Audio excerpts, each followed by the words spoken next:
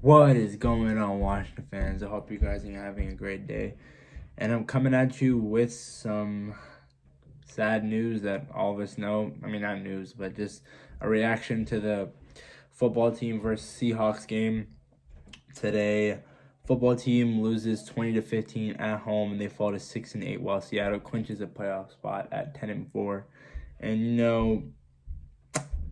this one kind of stings, man. This loss really stings. The 5 game winning streak, 4 game winning streak, yes, is over. And, it's, I don't know where to start. I guess I can start with Dwayne Haskins. You know, Let me look at his stats right now. Dwayne was 38 55, 295 yards, 1 touchdown, 2 interceptions. Now, again, as I said in my previous video, I wasn't able to watch the game, so I had to watch some highlights and some reactions and analyze and just put everything together. The first interception, he looked like Dwayne was just forcing it to I think it was Isaiah Ryder Camp, since both of them were in the area. He just forced it. The ball gets picked off by Griffin. I think it was Griffin or was it Reed? I don't know. And the second one, I didn't understand that either. I mean, the first one was in the red zone. The second one, I don't know.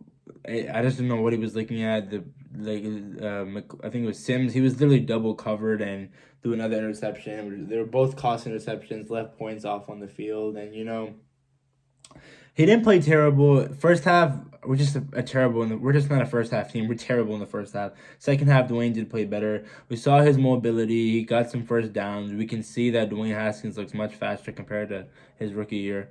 And yeah, man. I mean, he didn't play terrible. I mean, second half he really picked it up. It's just those 2 interceptions really cost us some points. But I wouldn't be angry if he would start next week because of that second half performance. But hopefully Alex will be fine. Again, I know Antonio Gibson didn't play. Our offense will just look so flat out to begin with. But I don't know, man. Logan Thomas had 13 catches for 101 yards, so had over 100 yards, so that was pretty nice to see. Terry had 7 catches for 77 yards, so that was pretty nice to see as well. Outperformed DK Metcalf, he didn't do anything. But the run game, J.D. McKissick had 13 carries for 51 yards, and Payne Barber had 4 carries for 5 yards, but did have a touchdown. And McKissick also had a touchdown out of the passing, like 4 yards. But let me just start off with some duds. Dustin Hopkins, and I know I praised him during that Steelers game, but he's just so good at being inconsistent. He's consistent at being inconsistent. When you're in the NFL, you got to make extra points. It's got to be like this. It's got to be like a layup for a basketball player in the NBA, You just can't miss extra points. You have one job in the NFL, and all you have to do is make those kicks, and you'll be fine. We missed the extra point when it should have been 12-10. It was, then again, it was 12-9, and we scored another touchdown. We had to go for two. In the 2 point conversion, Scott Turner draws up a run up the middle against the worst passing defense in the NFL. Why? I don't understand. Scott Turner is just so bipolar. His play calling just doesn't make any sense. I don't understand sometimes. But yeah, as I was saying, Dustin Dustin Hopkins, man, I think he's gonna be gone after the season. He just hasn't been the same since that missed kick against the Bengals in 2016 when we were in London in overtime. But oh, man, if he makes the extra point, we wouldn't have to go downfield and score a touchdown on the last drive. We could have tied it up and gone to overtime, maybe win the game.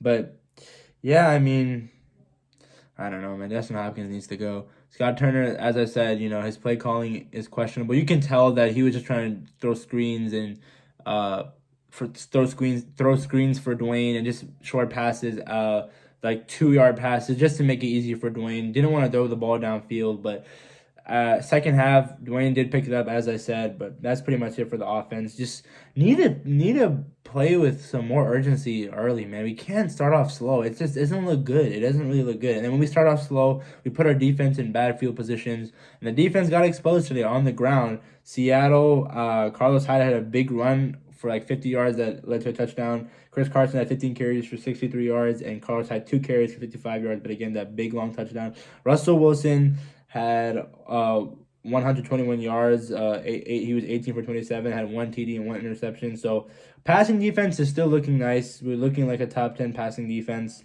But then again, Russell Wilson used his legs. very elusive.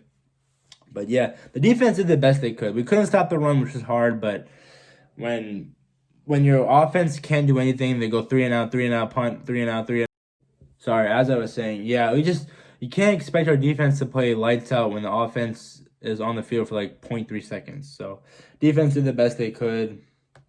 And yeah, it's going to be interesting to see who starts next week. Hopefully Alex comes back and hopefully Antonio Gibson plays. Montez Sweat had a nice tip pass that led to interception. Daron Payne's first interception. So that was nice to see. Montez SWAT, as Ed Oliver says, and I like that name for him. But anyway, this one really hurts, man. Next week at Carolina, we should win that game. Ron Rivera's revenge game. He probably circled this before the season. He probably circled this game on the calendar before the season started. But for the rest of the news for the NFC East, let me think. Dallas won today, but I don't think we should worry about them because we have a tiebreaker over them. Philly lost today, but it was a close game. Jalen Hurts is going to be a problem for the future. And the Giants are playing right now, so let's go Browns. We need the Browns to win. Daniel Jones is out. Jason Garrett is out. James Bradbury is out. The Browns should win this one. But then again, like last time when Seattle played them, they beat Seattle. So hopefully the Browns win this one. But yeah, that's pretty much it, guys. Tough loss, but we were down 20-3 at halftime, and we always find a way to fight back to the clock at 0. And I'm happy for this team. They don't give up. Last year's team led by Jake Gruden, we probably would have lost 30-7 or 30-10. But we always come back and make it a close game, which I like. This culture is, again, definitely changing. It's a pretty good culture. Jeremy Sprinkle should be cut. I'm going to say that in every one of my videos. I'm going to probably start off by saying that Jeremy Sprinkle needs to be cut. I he didn't even do anything today, but I'm just saying Jeremy Sprinkle needs to be cut to make my point, to emphasize my point. He needs to be cut. But that's pretty much it, guys. We followed at 6-8. Still number 1 in the division. And yeah. Head over to the football team. All right, guys. Peace.